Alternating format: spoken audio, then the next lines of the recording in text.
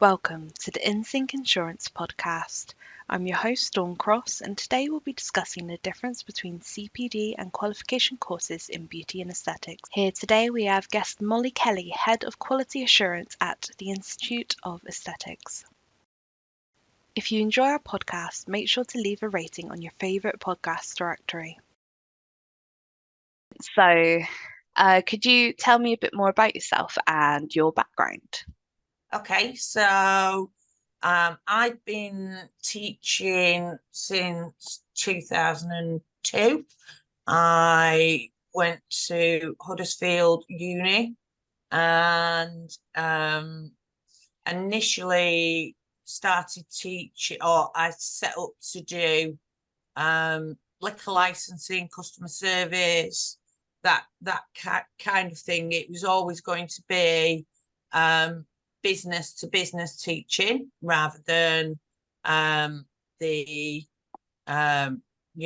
into school or colleges or anything like that. And I went immediately on qualifying. I went into training for licensing for security, which was an interesting time, and that's kind of what I bring to the aesthetics industry, is my knowledge of the way that the government rolls out licensing.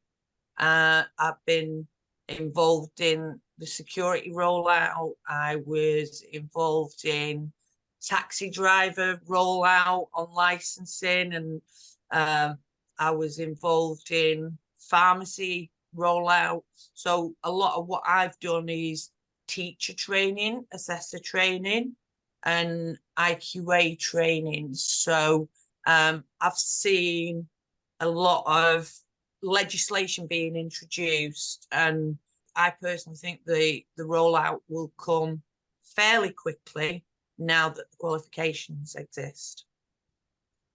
Definitely, and that's for aesthetics as well, isn't it? Absolutely, yeah. I mean, where we're at right now is that we have a couple of providers for level 5 and level 7 aesthetic practice. When I say providers, I mean awarding bodies. One that we work with, Qualify, I've opened that up to all aesthetic practitioners. The other one, awarding body, VTCT, has made their level 7 medic only. They're very closely aligned with JCCP, and they're very strongly in that medic camp. Qualify, on the other hand, who we're working with, they're very, very strict, and I think it's about to shake the industry up. Oh, definitely. We actually did a previous episode with some of the head people of Qualify. I think it was our 3rd episode of the podcast. So it's been interesting to see how over a year since we've done that now, how things have been changing relatively quite rapidly as well. Yeah, I think when we got approval, we were one of the first half a dozen or so to get that approval, and basically the challenge that academies have got at the moment is that they are not qualified to deliver qualifications. So many academies have got either a CPD teaching certificate, which is just an attendance only. It's CPD. It doesn't qualify them to teach qualifications. And I've currently got maybe 12 or 15 academy owners that are doing their level 5 diploma in education and training, which is equivalent to what we did at uni 20 years ago, sort of thing. So yes, so there's a lot of academy owners that really need to step up their game and get themselves to level 5 teaching. No, definitely. Well, You've just started a really great segue into one of my questions, actually, which is what are the main differences between having a CPD certificate and an actual qualification? The beauty and aesthetics industry are really quite different to anything I've been involved in before. In the 90% of what I saw going on maybe 4 or 5 years ago was totally all CPD. I'm quite interested in machines and technology, and there were no qualifications when I started. So we offer a CPD course around body sculpting and HIFU and that type of thing. Now, the difference between CPD and a qualification is that CPD standard companies, basically you write your course material, or as often happens, pinch somebody else's, send it to the CPD company, and they approve it for CPD certification. And that's all it is. It literally is continuing professional development. It's an attendance certificate.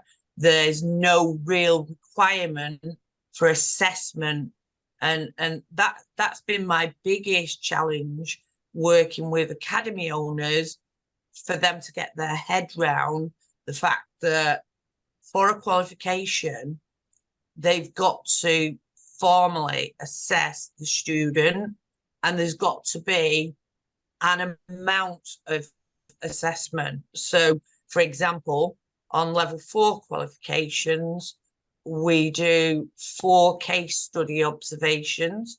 On level 5, we've qualified, there are 12 case study observations. On level 7, there are 20 case study observations. So by the end of it, as an assessor, I can say that person is competent and knowledgeable, because there's written assessments as well. So the other thing about qualifications that are quite different from CPD is that qualification has a specification that is registered with Ofqual. Ofqual are the Office of Qualifications. They're a government body, and Ofqual regulate awarding organisations like Qualify, like VTCT, like Focus Awards. That's the other awarding organisation that we work with. And a lot of our industry don't really understand the relationship between me as a training provider, or any training provider, the awarding organisation, and Ofqual. So Ofqual regulate the organisation, the awarding organisation, like Qualify. Qualify regulate us, all right, and make sure we have standards. And the process of assessment is that my student will come in, they will do their 12 client models, 12 consultations. Our assessor will assess them, okay, and our internal quality assurance will observe the assessor giving feedback to the student, and ensure that all students are treated the same, all fairly, they're all being assessed to the same standard. And then once I've got a student completed and we've got all their evidence in a portfolio, we claim a certificate from the awarding body or awarding organisation. And then, and only then, will the external quality assurance team at the awarding organisation, they will look at that evidence agree the evidence before certification. And if they feel there's anything missing from the portfolio that we've not evidenced, then they'll request us to do it and put it in there. So our end game is to make sure that everything's in, all the observations, all the evidence that the students have written. The other thing that we're required to do is plagiarism check it, and ensure that they've not copied and pasted answers off a website. So a qualification is very different to rocking up and doing a day's course and getting a CPD cert that the training provider has already printed out this morning, because they knew you were coming. But how do they know you're going to pass? You know, how do you know that they're going to be able to do it? And that's the main difference, is that with CPD, there are no real requirements for assessment. It is down to the integrity of the training provider, or in this industry, they like to call themselves academies. It's purely down to that academy, that school, that training provider's integrity to make sure that their students are competent when they leave. And as we all know, a lot of them are not, but they'll still get a certificate because they turned up on the day. So what we do that's a little bit different, and I'm a teacher, I don't agree with fast track. That isn't actually what we offer. We offer a pathway. Now that pathway looks like a level 3 qualification, a level 4 qualification, anatomy and physiology at level 4, and then a skin needling qualification, so that they can get that needling experience. And then they'll come back when they've got the needling experience and they'll do the Botox, and then they'll come back, then they'll do the fillers. So it's not all done in 5 days or 6 days or 9 days. And basically at that point, if a student is not deemed confident, is not deemed competent, then we'll do another 3 days. And basically we'll bring them in. They'll work one-to-one on their own. There's a lot of good training providers out there, academies that do that. Will work with only 1 or 2 students.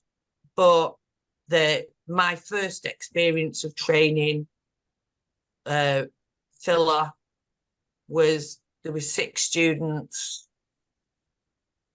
We did half a lip each, and then we got a certificate. So it's very, very different. The other thing about CPD, and this is my myth buster thing, is that a lot of people say fast track, and there's level 3 and level 4 anatomy and physiology within the fast track. That is a complete and utter crock of rubbish. All right, because levels do not apply within a CPD course, because they're not assessing it.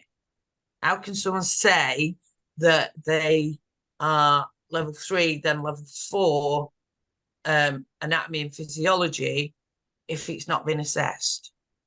So we do a level 4, and it's Ofqual regulated. It's certified through Focus Awards, who are another awarding organisation, and we do that within our pathway. And in total, my average student is from signing up, doing a level 3 in anaphylaxis, to walking out the door with advanced Botox and fillers, 8 months, 9 months. Okay. The other thing is about, I mean, I've been teaching for a long time, so I understand how people learn. And if you get information on 20 different things, B12, anatomy, physiology, vitamin D, vit drips, dermaplaning, microneedling, chemical peels, Botox, fillers in 5 days, your brain can't process it. And it's as simple as that. So bite-sized chunks is the way forward. So I'm pretty excited about level 5 and 7 being rolled out properly. That's brilliant. And obviously, when applying for insurance, it varies to individual circumstances, so we can't always guarantee it. But you must also meet certain prerequisites, like having been on a UK accredited course. Having a level 5 or 7 qualification is a great advantage, but it's not a requirement for insurance. And the other thing is that, I mean, I do CPD certify my Botox and my fillers, but I do that up to advance because I know that my students, I'm basically preparing them to go on to level 7. All right. So level 7 would be very, very difficult to do with no prior injectable experience. So there is a place for it still in the middle of this process. And that's basically what my students who are currently starting level 5 and 7 have been through. Is they've done a level 3, they've done a level 4, they've CPD certified mesotherapy, fat dissolving, skin boosters. Then they've finished a level 4 skin needling when they've got insured for that, and then they've moved on and done the CPD, Botox and fillers. And when they come to do level 7, they'll have had lots of practice. So and I don't think the academic part of level 7 is as scary because they've been prepared for that with the written part of level 5. So I honestly think aesthetic practitioners, you know, regardless of the background, will find level 5 more challenging only because they've not had to write at that academic level before, you know, unless, of course, they've done a different degree. But, you know, currently we've got nurses, we've got people that have come from a beauty aesthetics background, we've got people that have come from a teaching background like me, and we've even got doctors and pharmacists that are doing teaching quals right now with us, and they're also doing the level 7, although technically they don't need to because they're already level 7. But if they're going to teach it, they need to understand the content of the qualification. So that's their way of doing best practice. That's brilliant. Obviously, you've mentioned a lot about the courses and what you've been up to yourself. So what kind of courses then does the Institute of Aesthetics offer that could be useful for our audience to know or possibly sign up to? Okay, so my background is teacher training. So we offer level 3 awarding education and training. We offer level 3 assessing vocational achievement. They're your core teaching quals. There is a level 4, but you can miss that out if you're going on to level 5 because there's a lot of duplication in 4 and 5. So level 5 diploma in education and training is a big qualification. It's quite challenging, more challenging than the level 5 aesthetics in my opinion. I've done a lot of first aid training and health and safety stuff. So the first qualification that my students do is a level 3 in immediate management of anaphylaxis. We feel that's important because the first thing that they are going to do is introduce products into people's skins. And if it'll be products that they may not have had before, so anaphylaxis is a real risk, then we've got a whole suite of level 4 qualifications for chemical peels, microneedling, micropigmentation, semi-permanent makeup, and we then go on to level 5 and level 7, as well as the CPD stuff that we kind of mix in between it all. But essentially the important thing for anybody new coming into the industry is that if you're brand new, you can't go on to level 5 without having a level 3 and level 4. You can't go on to level 5 if your CPR and immediate management of anaphylaxis is not in date. So my particular expertise is preparing people for licensing, and having seen quite a few other industries being licensed, and I'm also seeing right now that for level 4 stuff like micropigmentation and laser in particular, a lot of councils are no longer accepting CPD certificates. So we're quite busy with those level 4s as well. But they've got a 4, they can go on to 5. And if they've got a 5, they can go on to 7. There's rules within Ofqual regulated qualifications as well that are not just key to aesthetics. There's entry requirements to certain qualifications, and that's the thing that anyone new right now needs to understand is what are those entry requirements, and make sure you go with a training provider that is not going to leave you out in the cold, that you're meeting those requirements. And there's some great providers out there, and there's quite a few qualified centres now. And I can say of all the awarding bodies that I've worked with, they are the strictest. Premises inspections, not just the quality of the teaching, but the environment and everything else as well. No, they're very, very good, and we're so happy to partner with them as well, from Insync Insurance, because we know that they leave no stone unturned, essentially.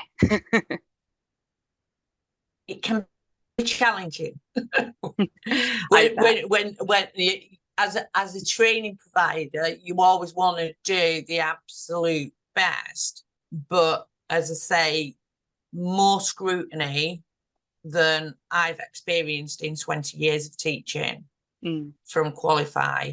But that's a good thing. That's what the industry needs. I feel it's what insurers like yourself need, because you will know without a shadow of a doubt if someone has a level 5 or a level 7 qualification, they've been observed doing that treatment 12 times or 20 times. And that is what we need to know, is that we're going somewhere that has got competent injectors, so I'm excited about the future of the industry. I think there will be quite a few that fall off. You know, currently, doing backstreet treatments, mobile treatments, and that sort of thing. And I think we will quite literally get to the point where the customer is going for quality rather than price. No, definitely. So, is there anything else you'd like to add before we wrap up this episode? Oh, not really. I've done a blog about CPD and qualifications. And if anybody wants any more information, then we can attach that link, or they can ring me and ask me for it. We'll include like the links in the especially for a link to your website for the institute in the podcast description as well. So if anyone is interested, they can check it out after listening to us. I better put my Insync partner badge on there then. That's brilliant. Well, thank you so much for coming on today. It's been really great to pick your brains, and I hope everyone else has really enjoyed the information you've been able to give us today. Oh, thank you.